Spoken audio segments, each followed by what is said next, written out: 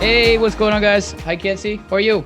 I'm good. How are you? Good. Excited to be here. Thank you guys so much for being avid listeners and welcome back to the Nutrition Blueprint podcast. It's been a crazy week here in Planos HQ. For HQ for us is like Tampa, but obviously we have people like you, Kenzie, in Canada, and we have like people in Atlanta, Colorado, Texas, like all around the place. So, what's new in your life? I know you just finished school or like your summer semester, Yeah. and like to tell people what's going on right now in your life so they know a little bit Okay. about Kenzie. Yeah. So just finished up my summer semester, a couple of courses, and now I am free for the month of August. And I'm very much looking forward to a trip out west in Canada that I have planned in a few weeks. So I'm going to get tons of Weston, hiking where in is that at? out west, like just Oh, in the west of west part. Canada. Yeah. Okay, gotcha. What is it, a specific town or another place that you Yeah. kind It's called Banff. It's a national park, and it's of, are like you the camping? postcard view of Canada. No, I'm not a big camper. I'm just staying Really? in a hostel. Yeah, I think we're planning on going to Gatlinburg, which is in Tennessee. I think it's gonna be probably like for my birthday, which is coming up in about a month or so. And we Nice. were thinking of camping, but I haven't camped in a long time, but I don't know how I feel about it yet. So Are we'll you more see. of like a glamper or a camper? Well, actually, so interesting. I've never actually glamped before. I've looked into it, and I think it's such a great like idea to do, but I haven't done it. I think you should. I think that definitely would be. When we actually in Tennessee, one of my friends like Ryan, he actually went to like this like beautiful, like they're just expensive, but like they're beautiful kind of like glamping in some sort of like area of Tennessee, and I was like, "Oh my god, that looks incredible." But I haven't done that. But I've done my fair share of camping growing up. Just haven't done it in a long time, right now. So, that's fun. That'll be hopefully. Is it the weather good right now for you guys? Like, is it like still summerish? Like, kind of like Yeah, hotter. it's beautiful. Beautiful right now. It's pretty hot summer, but very Nice, so.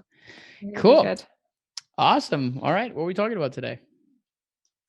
Today we are talking about macro tracking and how that can be used as a strategy, some quick tips for you, and also what are some common misconceptions out there? Like, what are some things that you wish you knew starting out? So we're gonna get into all that today. Perfect. Cool. Yeah, and I Um, think this has been something that we've been kind of diving a lot deeper into it. So one of our clients, like she calls herself an influencer, which I honestly think she is, Rita. And we did actually a live read recently about how she's been using that, and like we had a live that however I think it's actually now it's been over viewed over that 5,000 times, kind of talking about like how she's used it as a tool, but I think there's a lot of misconceptions around it. So I think why we kind of decided that this would be a really good topic for conversation. So where do we start?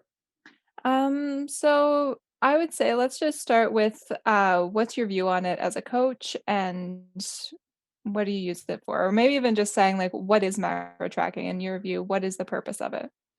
Yeah, we're gonna take it maybe a step back in history to kind of like when I started school, and then maybe this is Mhm. something also you can share because I know you're in school right now for nutrition, which is the biggest thing that I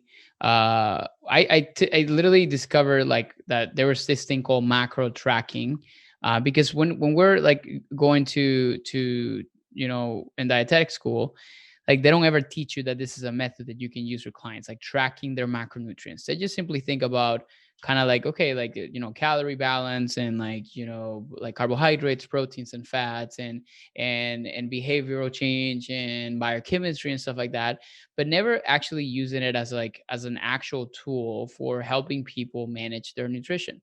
So I discovered this to be used, even I actually started using this myself. I think it was as an actual strategy for me to lose some body fat because I was getting a little chunky. And that was probably in 2017, I believe, or 2018. And I did it, and I actually hired a coach to help me through this. Shout out to Tony Stefan, who was like actually my first nutrition coach and my first business coach. Um, and he actually used that like methodology for helping people kind of like accomplish some of their goals. And I was like, okay, like I'm really interested to see that, and I started doing it myself. And obviously like it was a really good way for me to be able to manage how much I was eating, but it made me really open my eyes about many things. And this is interesting because before I did that, I spent an entire year doing a ketogenic diet because I just wanted to test it and try it out. But when I was doing ketogenic diet, it was completely uncontrolled. I was just eating like very high fat meals, very low carb meals, or trying to anyways. And that was it. There was no control of how much. There was no control on like how many calories I was consuming. I had no clue exactly how much consuming, which made me realize that, a lot of times, like when we're not creating awareness around some of this stuff, then we typically kind of tend to struggle. So that's kind of where I started into like understanding how to use that as a tool for weight loss and fat loss, or the opposite, and to help people kind of create more understanding on those things, pretty much. Yeah. So do you still use it in your life today? I do. And that's, I think, the bigger thing that I feel is, I think we can probably talk a bit more about like what is it, and who is it for and who is it not for. Um, Mhm. because people think of macro counting. I think the biggest misconceptions that exist around it is like they see it as a diet. Right. And every single new thing that, and my friend Rita, she would just say, like, oh, I'm just doing like the macro diet. And I was like, stop calling it that, because it's not a diet. Right. It's just simply a tool. And it simply consists of keeping track of how much you eat by via of trying to focus on hitting specific targets of protein, carbohydrates, and fats. And these numbers are usually calculated based on your estimated needs. And your estimated needs, and I call it estimated because there's never an absolute way to know exactly how many calories you're burning, but there's estimations that exist. So we take your overall kind of calorie requirements. So we look at, for example, let's say you can see, and we'll take obviously your weight. We look into your goals, and we say, okay, like Kenzie needs 1900 calories, 2000 calories, like for maintaining, depending on her activity levels and stuff like that. So essentially, like we turn that down into, obviously, depending what your goals. Like, okay, you're trying to kind of gain strength and gain some muscle mass. So we maybe need to get you to eat a little bit more. So what we do is we typically convert the calories is essentially a unit of measurement of energy. And the energy that our body gets from food, it's literally one of three main macronutrients. It's going to be either carbohydrates, proteins, and fats. Those make up your calories, because carbohydrates is a source of fuel, protein is a source of fuel, even though it's not used mainly as a source of fuel, and fat is a source of fuel. They're all like molecules that typically go breaking down and turn into energy in your body. So they make up their calories. So when we're trying to, for example, lose weight or gain weight, really we need to kind of create the right balance for that. And when I mean by balance is like, well, if we need to try to lose weight, we need to kind of create a calorie restriction. So your body needs to kind of rely on its own food source, because doesn't have enough energy from other outside sources. So you can actually, like, lose some of that fat. So the whole idea behind micro counting is creating a balance between that. So you make sure you get the right amount of protein, you get the right amount of carbohydrates, you get the right amount of fats, depending on that. And that's usually like the first thing. So do I currently use it to answer your question? I do, to help me create awareness, because the way I think about it is kind of like, I'm a very numbers, like, analytical person. So number one, for people that are analytical, that they like to have control over like a lot of different things like that, measurements, like I track things. I like to like, I'm super huge into like budgeting and making sure like I'm paying attention to how I'm spending my money. The same thing is with my nutrition. It helps me and it gives me awareness. And when I actually have awareness, I know where I'm at. So it helps me, for example, like even when I'm not actively trying to accomplish a specific goal in terms of like fat loss or weight loss, maybe my goal right now is just simply to stay the same and to maintain my goals, maintain my weight. So I use it as a way to do that. Now I'm not obsessive about it, but that's essentially what kind of like the main, and I guess like the way that I can kind of describe it to people that are still new to understanding exactly what that is. And you mentioned that you're a very analytical person. That works for you. Are there any people who it's not a good approach for? Yeah, I think whenever like tracking macros becomes more of a tedious and like anxiety building task, more so than something that gives you like freedom, or gives you in a way like, like, okay, it makes sense, it makes me kind of like realize exactly how much I'm consuming, then usually it may not be the right tool. And usually for some people, that's going to be because they don't know how to do it. But for some others, they know how to do it, but they still find it to be something that it just it just kind of ruins like nutrition for them. It ruins like the whole act of eating, which is perfectly fine. And for those kind of people, like there are other kinds of tools that can be used for that. I also think that some people are not ready to do that from the beginning. Like, and here's obviously some of the things that I noticed when I was doing that live, when people still think that this is like a diet. And number two is like, tracking macronutrients and trying to build them and hit specific targets requires a good amount of knowledge. You got to know like how, like what protein sources are. You need to know how much like protein is in certain things. You need to know how to build a proper balanced plate. You need to know like, where you find carbohydrates, what are high fiber sources, and all the different things like that. Because I mean, I tell this to all the people, like you can literally count macros and lose weight by eating Twinkies. In fact, there's one guy that did a research study. He's a researcher and he actually did it to prove it. I only ate Twinkies for X amount of months and he lost weight. So technically speaking, like, he created that calorie restriction, and he would be able to do it. And I would tell all my clients all the time, like, hey, you can totally do and fill all your macros with pizza. The problem is like there's other components that kind of come into play: nutritional quality, nutritional quantity, nutrient balance, like micronutrients, vitamins and minerals. And some people that are starting in a macro counting like kind of style of eating to help them accomplish a goal, they're not ready for that yet. And that's usually when something like that becomes very overwhelming, and you start to try to like hit some numbers and you're like, but I don't understand, and I went over my fats and my carbs and all these different things like that. And they simply say like, this is not working for me, because they just didn't really have the knowledge. But granted, most people typically join like super restrictive, crazy diets, like ketogenic diets, without the knowledge either. They just essentially follow what the instructions on a piece of paper. So that's where I think it's a relative term to kind of talk about who is it for and who is it not. I definitely think it's not for somebody that have no clue on basics of nutrition, and it's definitely not somebody that maybe having that knowledge, that maybe they're just the people that just feel like they're just like tracking macros and all that create more anxiety than any kind of help, if that makes sense. Yeah, and I think the two big issues are that tracking macros isn't going to heal your relationship with food if you have a bad relationship with food. It's just going to be a band-aid solution. So you need to work on dealing with some of those issues first before going into a strategy, like using a tool that is designed to do something, which is what macro tracking can be used Yeah, for. and speaking of that, I think it's a good way to kind of like put it, because what relationship with food means is essentially learning to be able to eat in a way that it doesn't make you feel like either bad or guilty, or that you use food as a way to kind of cope with your emotions, right? That's kind of like the main way that we can describe that. So if you're a person that typically second guess your choices because you don't know, like, I was just having a conversation where like rice was like, like for her, rice was like, that's a no, that's not part of like diet, like, diet world, like we can't do that.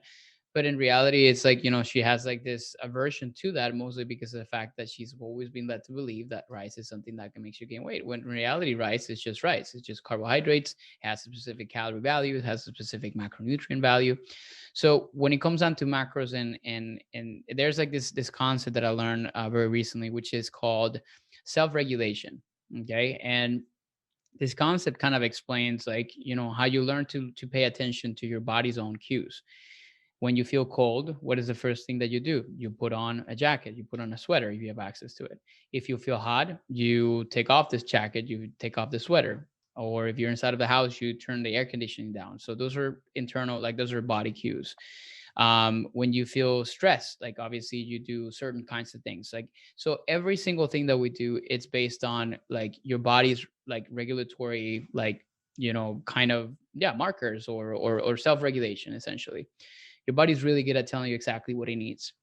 So food and hunger, and really how much your body requires for maintenance, your body's also pretty good at telling you that.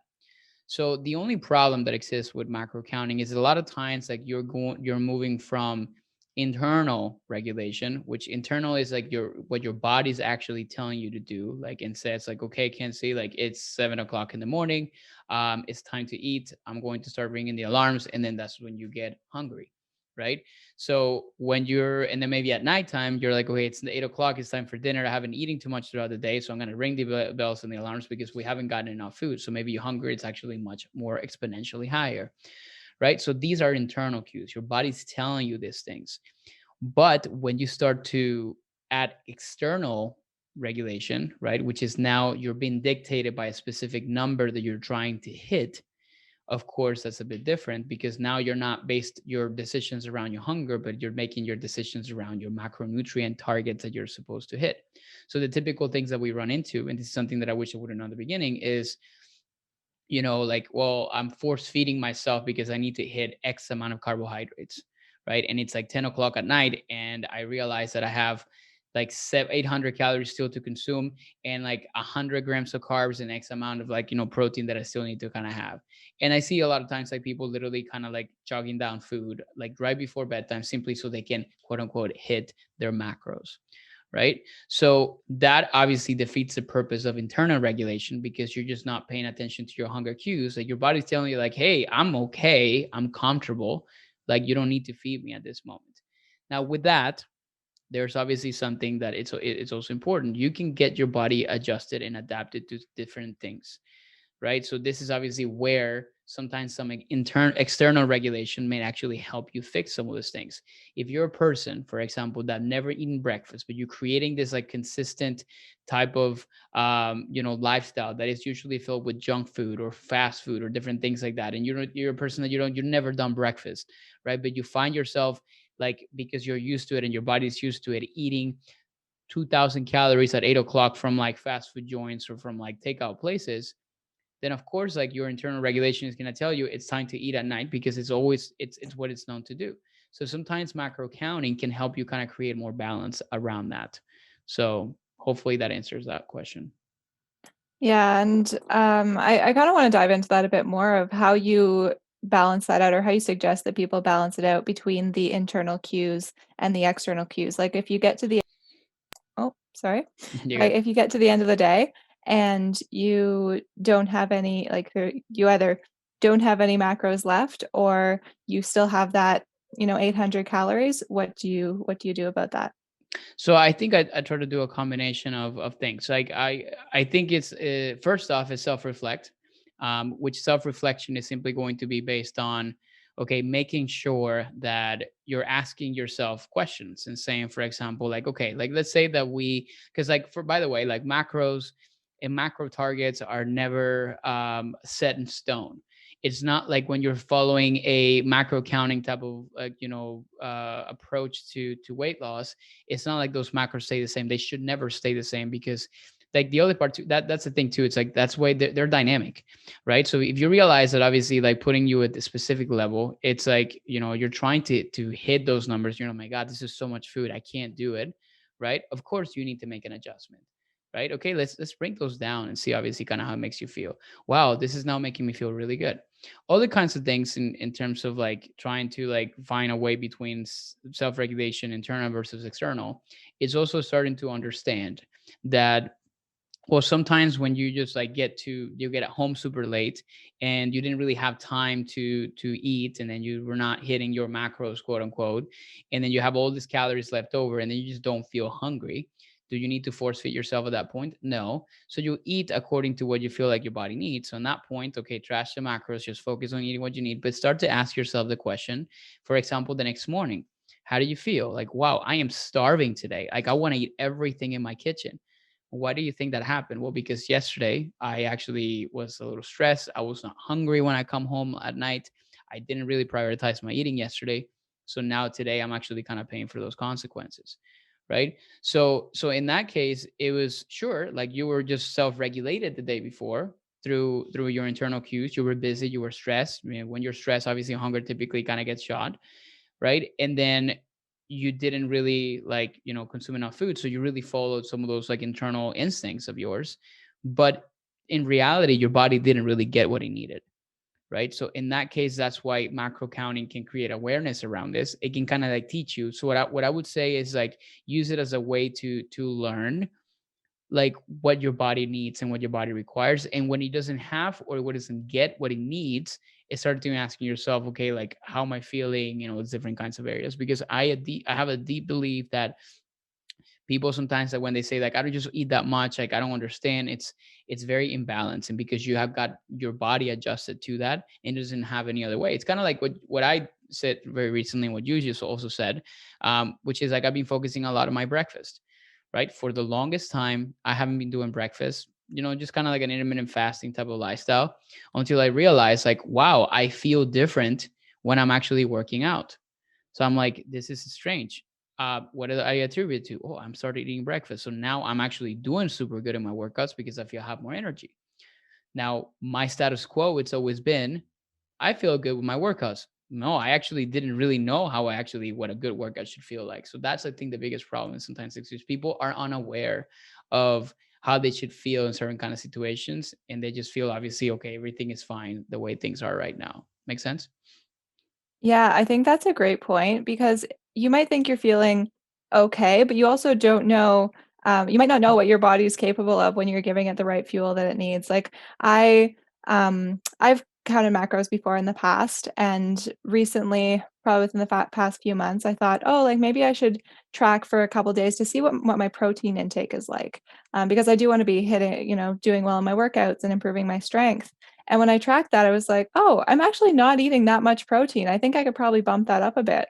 So, I added in a couple protein snacks throughout the day, and my satiety was just like it was great. Exactly. I And you was didn't feeling and really you good, and I and you didn't didn't know. have to and you didn't have to continue to count macros because you don't like doing that, like, to Yeah. make it a lifestyle. So for you it doesn't work, but it gave you awareness, right? So you use an external kind of regulation or an external regulatory like kind of tool, which is like macro awareness, to help you understand, well, maybe actually I needed something and now I'm starting to understand it. So now you know how you feel. So now internally your body can tell you like, okay, like now I know exactly what this feels like.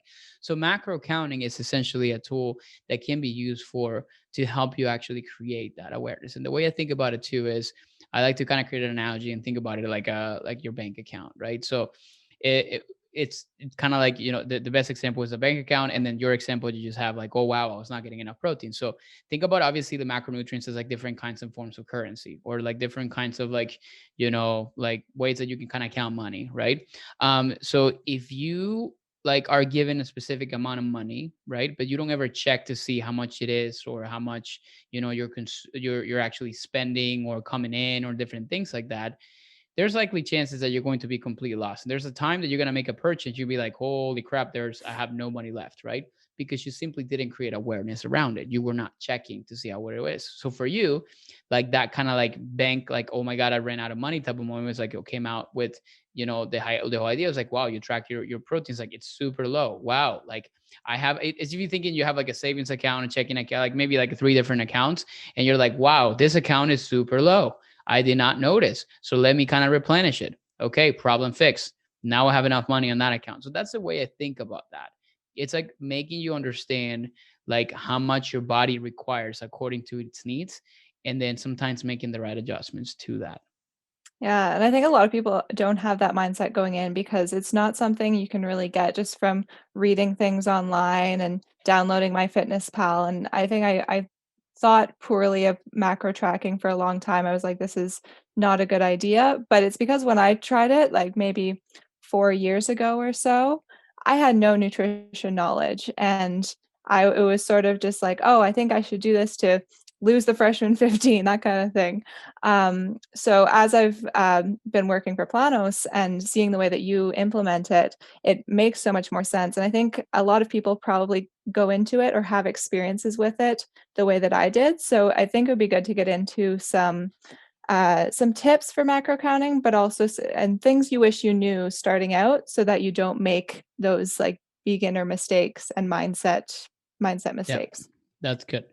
So the first step, or the first thing I wish I would have known, and that I recommend people kind of starting into this, like using this as a tool, is try to avoid using like those calculators that you find online. I'm not gonna say don't use them. You can use them. In fact, I created one simple kind of method in one of our guides that we have, for free on our website, that teaches people how to establish and calculate those things. But the first thing I always recommend is like, okay, if you're gonna calculate your needs, okay, look at those numbers, see exactly what that kind of throws, but don't immediately try to go and hit those numbers simply because a calculator told you that. A calculator doesn't know you. A calculator doesn't know where you live, it doesn't know exactly how you sleep, it doesn't know exactly like how stressed you are, it doesn't know any of those things, right? So typically when you look at those numbers, you're like, okay, these are my macros, these are the kind of things that I need to consume, and this is what most people struggle with. What should be my macros? Like, well, depends on many different factors. So what I recommend is I say, okay, if you have some numbers that you're trying to kind of establish, first off, start to create awareness of what is actually happening right now, right? So instead of trying to hit some numbers, try to see what your current numbers are actually what they look like. In our programs, we typically have our clients audit their nutrition for 7 days. So we tell them, I want to make sure you keep a food journal. And sometimes a food journal, the best way to do it is actually kind of tracking what they have in front of them through an app, because we're using technology. It's available, it's present, it's easy, right? So it's like, okay, like then that way we know where is the food coming in, like where's food, like how much is actually being consumed and how consistent it is. So the first thing that I wish I would have like done at the beginning was like, okay, let me figure out exactly how much I'm actually consuming and compare it to those like goals that have been set by a coach or by a calculator that I found. Once you have those numbers and you're like, okay, wow, like my protein should be this according to this calculator, look where my protein is at right now. Like, and then you start to make adjustments to that, right? And then the bigger thing that you start to do is like, okay, like in my breakfast, lunch, and dinner, it typically looks like. The second thing to start to do is like, okay, what can I change to do that? My protein is slow. I need to start adding more protein into my food. Okay, if I start to do this, how does that actually add up to my total macronutrient goals? Oh wow, like my protein goals are actually kind of getting closer to that. So you slowly start to kind of like match those things up, but at the same time paying attention to how you feel. I'm feeling more stronger. I'm feeling more recovered. I feel like I have more energy. Okay, so this looks looking really good. Or perhaps you're like, okay, you get to these numbers and you realize that you're starving all the time. You're super low energy. So there's adjustments that would need to be made. Okay, I maybe need to kind of have a little bit extra carbs right now. Like, that's usually the kind of adjustments. Like, granted, this is why it's having a coach is always going to be helpful, because then you're just one of the biggest problems for us is like we can't, it's really hard for us as humans to stay ourselves accountable or self accountable. And sometimes like you would just try to hit those numbers, but it's very inconsistent. This is usually when people kind of say like, well, I did the macro stuff and they didn't really work for me, but you didn't know exactly what you were doing in the first place. So that would be number one. I would say it's like trying not to just like hit some random numbers, but compare them to what your typical diet looks like. That's definitely going to be a big one. Another one that I feel like it will be like helpful that I wish you would have started is instead of tracking macronutrients, start to track obviously how many calories you consume first, right? Like get into the idea of doing that. The biggest mistake or the biggest kind of struggle that I see people doing is like they don't know how to track their food, right? That's a big thing. So if you don't know how to track your food, like how if you don't know how to count money, right? You put money into, I mean, like there's no way obviously you're gonna know exactly how much money is and truly in your account. So the first step is like understanding and learning how to truly track nutrients. And the best way to start on that is like learning, for example, what portion sizes look like using measuring utensils. Should you be weighing all your food? That's a common question I get all the time, and we can get into that. I don't necessarily think that you have to weigh all your food, but weighing your food may help you actually kind of create awareness around portion sizes, right? But that doesn't actually necessarily mean that you can actually use like your hands to kind of have a pretty good representation of how much you're consuming, or perhaps you're just simply using measuring spoons for measuring utensils. But at least that is like a first thing that you need to learn to learn how to track food, because you go my fitness pal and you type in burger with cheese. There's a million burgers with cheese that have been logged in there, because the problem with those apps and trackers is that they're actually user based. Their database is built by its users. So the app started years ago and they obviously uploaded the USDA kind of database, which is obviously very accurate, right? But then Joe Schmo can come in here and say that a burger has like 100 calories from McDonald's, and he created the thing, and you found it, and you're like, oh, this burger has 100 calories. No, it doesn't, dummy. Like obviously that's just the burger that you found. So I think that's another problem. And people say like, oh, I'm doing the whole macro thing. This is not working. Well, perhaps because you're logging 1,400 calories, but the reality is that you're eating like 3,400 calories. So that's usually a bigger kind of thing that I wish also I would have done a little bit better, or at least for my clients that are starting off, that now I try to teach a little bit different. So that's the second one. Yeah, What I else? think for the like it's not necessarily it's not a beginner technique. Like it's not something that people are like, I don't know what I'm doing with my health. okay, I better just jump on macro counting as as my quick fix, because it does require a lot of there's a lot of steps there. There's learning how to Yes. track and learning how to like what's in certain foods, and because if you put in something uh like a burger and you don't have an idea in your head of how much that typically would have in it, it's hard to make the judgment. Is this actually reasonable, or is this Yep. completely off? Because you don't have anything kind of like the standard reference to kind of compare it to. So me as a dietitian or you as a nutrition expert or nutrition student, like, for example, that a cup of rice has X amount of like carbohydrates and stuff like that. Somebody new, they have no idea. So when you track something and you look at this and it says like one cup of rice has like 150 grams of carbs, this doesn't seem right. So this is not the right proper food. Now, granted, there are apps that are going to be more limited on the foods that you can find, like Chronometer, for example, is one that they're limited on the food database that they have.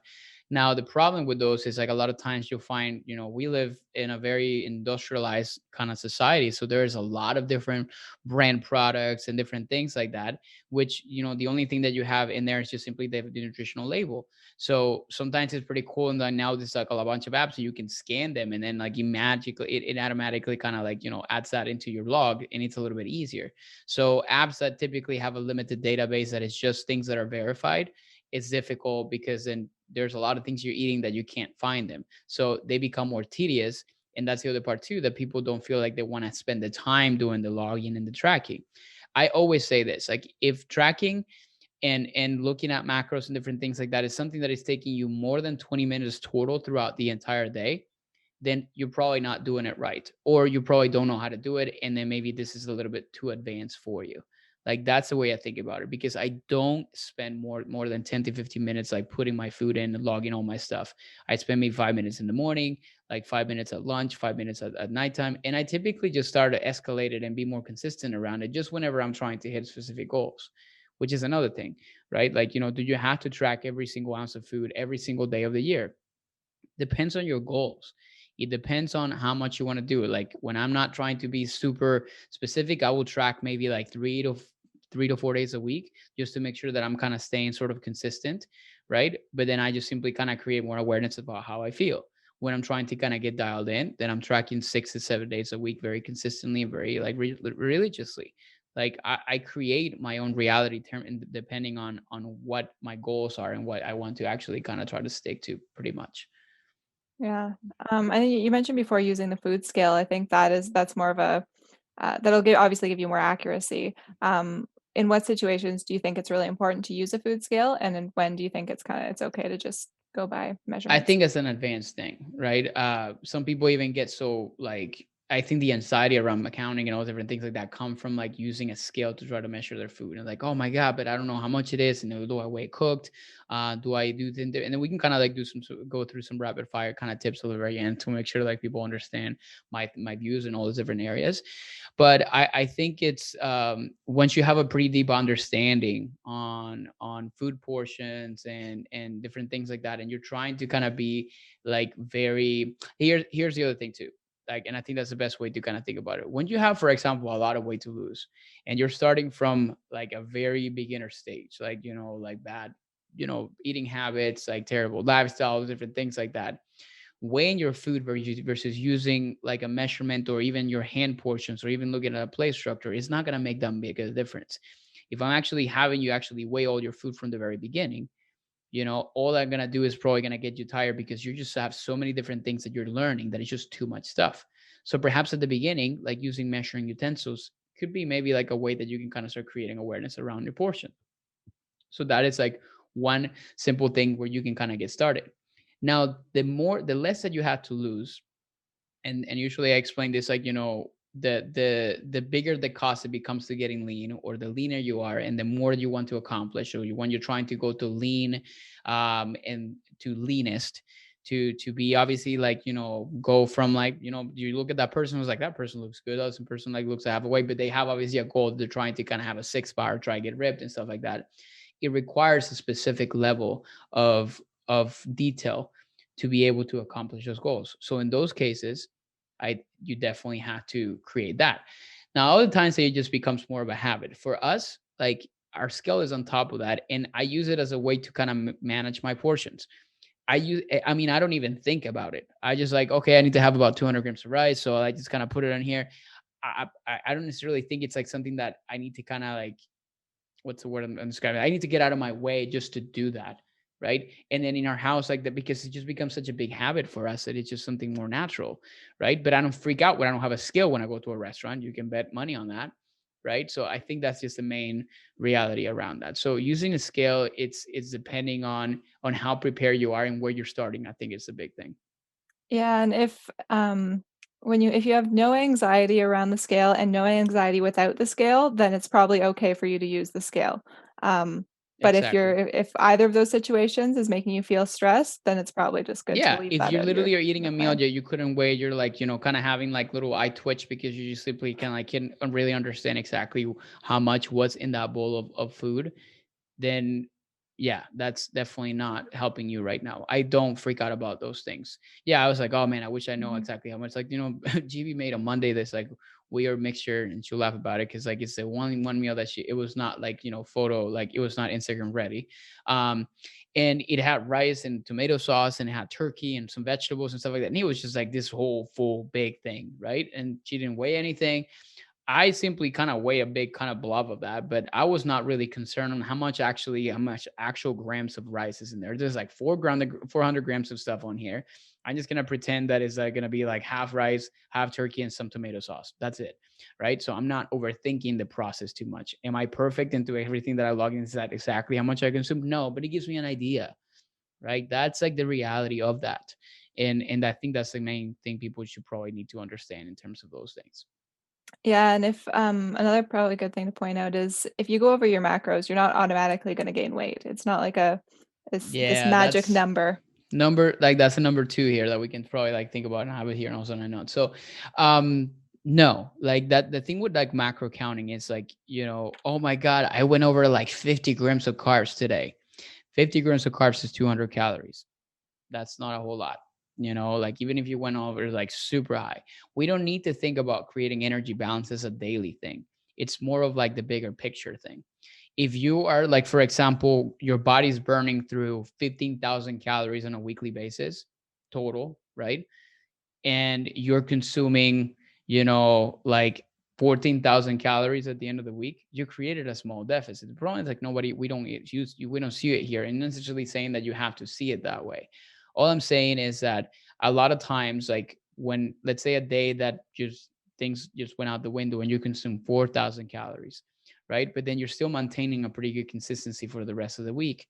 At the end of the day, you may still kind of create that deficit you need to create if you're obviously focusing on trying to lose weight. So it doesn't make a big deal. You don't gain fat, and this is research proven, by just eating one large meal just one night, right? You gain it by the aftermath, which is usually what most people's thought process is like, I already screwed it up today, so I might as well just wait until Monday. So they do it 3 days in a row.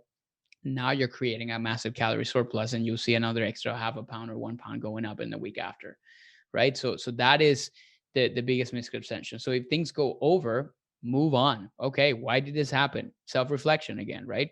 Why did this happen? Well, because I went to a restaurant and I didn't really kind of plan it properly, and I was drinking and there was alcohol, liquid calories, yada yada yada. Okay, moving on. Next day, the biggest thing that most people do when they hear this, and there's like, oh, so that means that if I just need to maybe kind of balance it out, so I need to cut down to 1,000 calories the next day.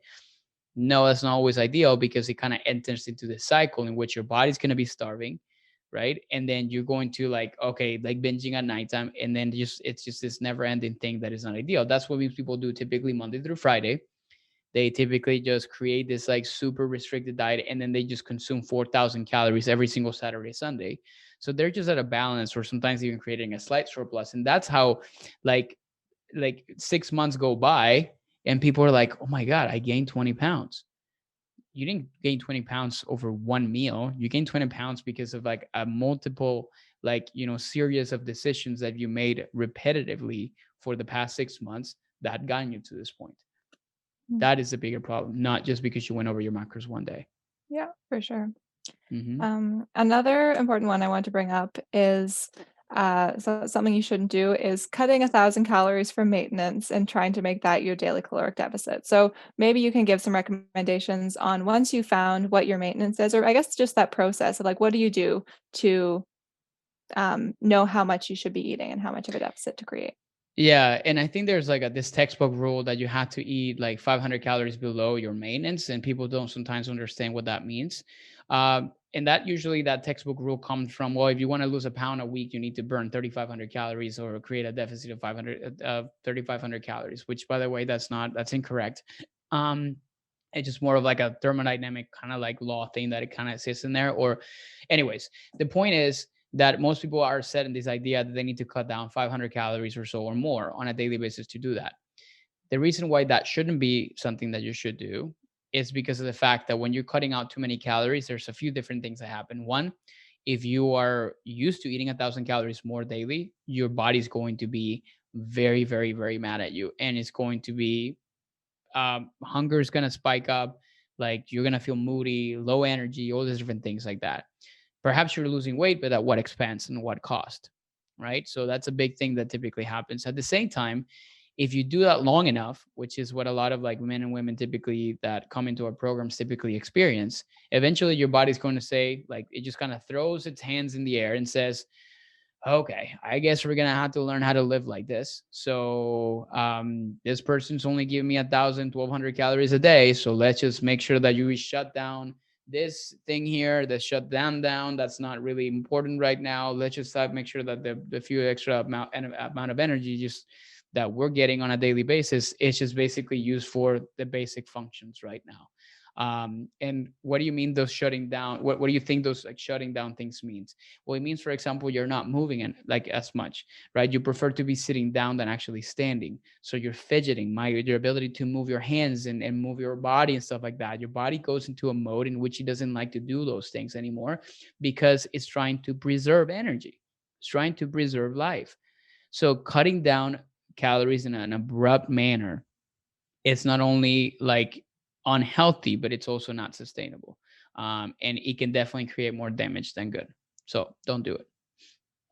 Yeah, that is what kind of deficit would you recommend that people I create honestly starting start out? very slow. So like if you back to the conversation about what we talked about, like okay, start to track to see what you normally do to versus obviously what supposedly you need to do, and start kind of like slow. Sometimes I create like a bit of I like to think about it in percentages, like a 10% calorie deficit. So if your total that you need to be consuming is 2,000 for your estimated maintenance calories, that would be 10% of that is going to be like 200 calories extra that you're kind of cutting off. If you're doing like a 20%, that's going to be 400 calories, and 30%, which I think it's actually a little extreme, it's going to be 600 calories you're dropping. So you go from 2,000 to 1,400 calories, and you estimate and calculate macros based on those things, and based on that new number. That's pretty much exactly how that works. Okay, great. Hmm. So I was thinking now we get into more of the quick tips speed round, and maybe something we can start with. So this is more like food specific tips, any tips you have for the MyFitnessPal app. But one thing I want to start with is, do you have any go-to macro-friendly meals or ingredients that you always buy, like staples that make it easy to hit your macros? Yeah, that's a great question. So let's define first what macro friendly means. Macro friendly is because like people are like, what is like macro friendly? And I was like, and it made me think for a little bit to try to really understand exactly what that meant. Macro friendly is, I would consider something that is like properly balanced, that has a good amount of carbohydrates, fats, but not in excess. And it also has a good amount of protein. Or maybe sometimes it doesn't have enough protein, but it's going to be something that is like have a good amount of carbs and fiber, something along those lines. So, for example, and then also that is like, not too calorie dense. So if you take, for example, frosted flakes, I don't necessarily think that frosted flakes is a very macro friendly option because it has a ton of like carbs and sugar, very little fiber, and it doesn't have a whole lot of protein. Versus you take like a kashi cereal, it has less carbs, higher fiber, a little bit extra protein, and some fat, but not too much. I would consider that more of a macro friendly type of meal because it's more balanced. So that is like the first thing that I would say is like, consider what a kind of like food is macro friendly. Now, macro friendly can mean many different things for many different people. It depends on obviously where you want to spend your money on, pretty much. That's the way, like how you want to spend the money is like how you want to spend your calories and your macros. So I have one of my clients that says like, I would rather like, instead of getting dessert, I would rather have like a couple of drinks when I go out with my friends on Friday nights. Okay, that's exactly how you want to spend your calories. So in here, it's not necessarily about more macro friendly. It's simply more about exactly choosing how you want to spend those things or how you want to spend your daily budget. Other people are going to be like, for me, for example, I don't like to use maple syrup, mostly because I prefer to get my carbs and my sugar from other sources, right? Because I feel like, what a couple of tablespoons of maple syrup is already kind of like eating away like, 20 grams, 25 grams of carbs. The same reason I don't also usually use juices, because to me, I prefer not to use some of those like, extra carbohydrates just from a very like yay big kind of like cups of juice. So that's what I usually mean when it comes down to like macro friendliness or certain things. And in terms of products, it really depends. Like I like all my condiments and dressings, I try to make them to be very low calorie because I prefer to make sure that my food has more like the kind of stuff that's going to fill me up is going to have more of like the bigger bulk of my calories and macronutrients pretty much. Mhm. So And yeah. I know protein is the one that a lot of people struggle to get in. Do you have any quick tips for protein for hitting those protein goals? Yeah. So I think well, it depends, like, because think about macro accounting in a way, it's like kind of playing Tetris and you're trying to make sure, have you played Tetris before? That Yeah, yeah. you're trying to kind of like, make sure everything matches and stuff like that. And like, before the game is over because the thing like the stacked up too high. So the way I think about that is kind of like in macro accounting, that you're trying to kind of stack up three different macronutrients in a way that they balance each other. So for example, if you choose like if you're saying like, okay, I need to make sure that I am getting enough protein, but you choose obviously a New York strip, which is going to have a good amount of protein, not as high as other kind of sources, but it's also going to come with a load of fat, right? So you're going to get two big macronutrients that are kind of going at the same time and perhaps not as much protein. When we're trying to kind of choose for protein sources, I always kind of tell people like it's better to choose for people that are following a style of eating that is more balanced. And what I mean balance is um, it's going to be more like, moderate to higher carb, moderate to low fat, and sometimes high to moderate protein. That to me is balance. There's people that love to and prefer to eat low carb, high fat, moderate protein. There's nothing wrong with that. Like it's whatever lifestyle fits better into you, what you normally do. So for those two people, obviously the protein recommendations are going to be completely different. Not the protein is going to be the same, but it's more about the types of foods that you're choosing. So for somebody that is trying to eat balance, I'm always going to choose things such as like very lean meats like chicken, fish, like turkey, and different things like that. For a low carb, high fat person, then what I'm gonna try to do is I'm gonna say, for example, maybe chicken thighs and maybe a little more steak and different things like that because you need a little extra fat. So see what I'm saying? Like it depends obviously the lifestyle, but most of our clients typically follow a balanced style of nutrition because we feel like that's what's most sustainable for them. So in that case, the best way to get proteins is going to come obviously from lean sources of meat, the byproducts of that. So like eggs and egg whites. Egg whites is going to have pure protein versus the full egg is going to have the a little extra fat added into that. So you need to be aware of that. It's like, oh, I got so much protein this morning, but you also had a ton of fat. And not necessarily saying that the yolk is bad, we need it, but it definitely can be calorie dense depending on certain situations. So, and any of the byproducts of like, well, eggs, like milk, low fat milk in this kind of case. So those are going to be the main ideas. And then of course, anything that is convenient, such as like some protein bars, like protein powders that can help you obviously kind of fill the gaps in terms of protein intake overall. Okay, great. Mhm. Um, to finish up, do you have any other final quick tips you want to share? Yeah, let me take a bit in here. I was just kind of looking through see here in the notes. I definitely think the biggest way or the fastest and easier way to be able to kind of manage a macronutrient or a macro counting type of lifestyle to help you create awareness is to plan ahead. That's a big thing. So not be reactive about tracking, meaning like you're just doing it as you go, but rather like be proactive about it. Like, okay, like if I'm gonna have like this morning, for example, I was like, I don't feel like cooking. So I decided to do cereal with like a protein shake and then like some fruit, and I added some peanut butter. So I could have added 2 tablespoons of peanut butter, but I actually tracked my stuff before and I did it. And I realized like if I do two, like I'm gonna have a very high fat meal and I'm going to have like a 900-calorie meal versus if I actually maybe drop it to maybe one and eliminate the chocolate chips that I was just going to add into that. So that helped me made a better decision because I already planned it.